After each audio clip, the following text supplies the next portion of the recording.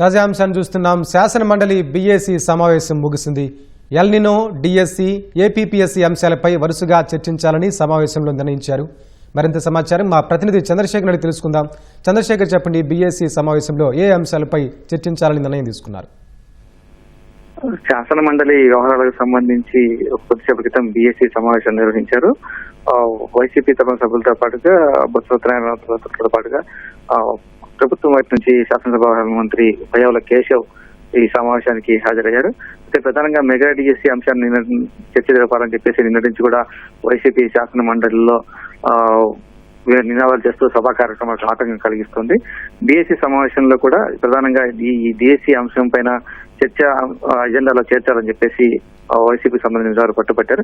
అయితే పయ్యావుల కేశవ్ మాట్లాడుతూ రాష్ట్రంలో ప్రస్తుతం ఉన్నటువంటి ప్రజా సమస్య ఎల్నినో కాబట్టి ముందుకు దానికి ప్రాధాన్యత అంశంగా ప్రభుత్వం తీసుకుంటుంది. కాబట్టి తప్పనిసరిగా డిఎస్సీ అంశం పైన చర్చ అనేది అనుమతిస్తాము.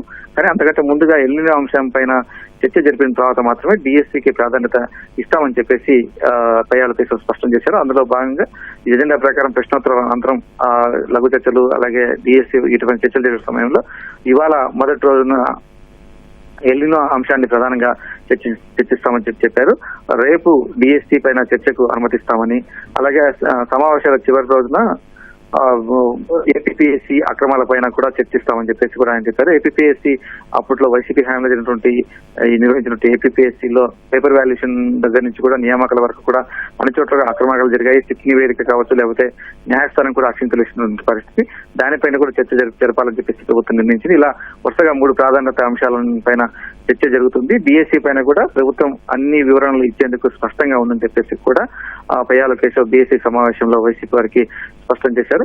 అయితే వైసీపీ వారు మాత్రం ముందుగా ప్రాధాన్యత క్రమంలో ముందుగా డిఎస్సీని తీసుకొచ్చి తర్వాత మిగిలిన 2 చేర్చాలని చెప్పేసి వారు చెప్పినప్పటికీ ప్రభుత్వం మాత్రం ప్రాధాన్యత క్రమంలో ప్రజా సమస్య పైన ముందు ఉంటుంది కాబట్టి దీనిపైన చర్చిస్తాము.